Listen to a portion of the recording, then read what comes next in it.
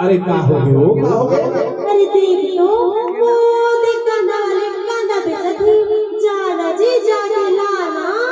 ले बता भला अते बड़े मेला हुआ थे बहना कारी में और मेला में तो कांदा खा के साथ लागे हो।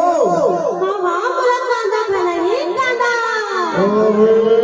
धोखोई नहीं तो वो देख जलेबी वाला कैसे गरम गरम जलेबी बनावा दे। चलो जलेबी खिलाओ तो वो देख बैठा वाला देखो दे वो हो मस्त बैठा। अरे वो देख गुलाब जामुन खिलो तैयार है। चल मस्त चलो गुलाब जामुन खिलाओ है। मैं कह रही हूँ ना बोला कुछ नहीं खाना है बोला कांदा खाना है कांदा। अरे सारी लकड़ो जी ले कहां पाऊं मैं कांदा? जाना जी जाके लाना वो दे देखना बेचा के कांदा वाला। अच्छा सारे कांदा वाले हो आ गए। और चल ठीक है आपका जीत कर है ना तो जा के देखो तो भाई ले आ तो मैं आधा किलो ले आओ। चल आ ये भैया कांदा वाला ये राजा कांदा वाला ये दादा कांदा वाला ये भाटो कांदा वाला। अबे ये साले कांदा वाला ये बता ये कांदा बेचेगा है हम कांदा में सो दे पर आए सो अपना सर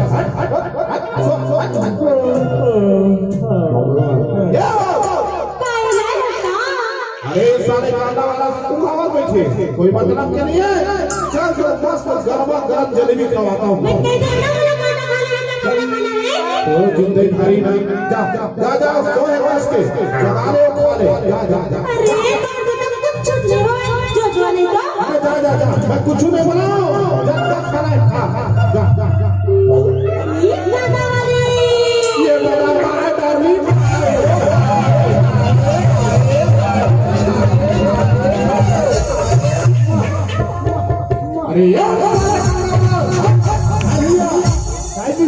अरे अक्का बेटा लेके हम भैया कांदा वाले दादा कांदा वाले के कुकुर का करत रहे। ये थामो टूरी है ये कांदा वाला का तो कायदा नहीं भैया होती तो आए उधर का हेड नहीं दिखाते कुछ तो नहीं आती जी अरे अरे तुम तो ऊपर के तो हाजिरा कर ले ऊपर भैया। अरे कर्नाटक में पप्पी फेंका था। अरे दिल तो जवान है भैया। अरे तो दिल जवान ये भैया कांदा वाला जी वो कांदा खाए के साथ लागे कांदा जी सुखर कांचा क्यों ची कांदा खवा दे भैया। मैं छोड़ दे जा। अच्छा मैं छोड़ दे दिखावे ये भैया ये हो टूरी के भारी नखरा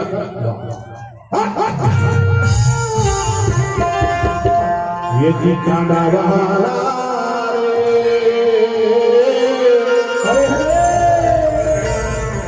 ये भैया कांदा वाला ये कांदा वाला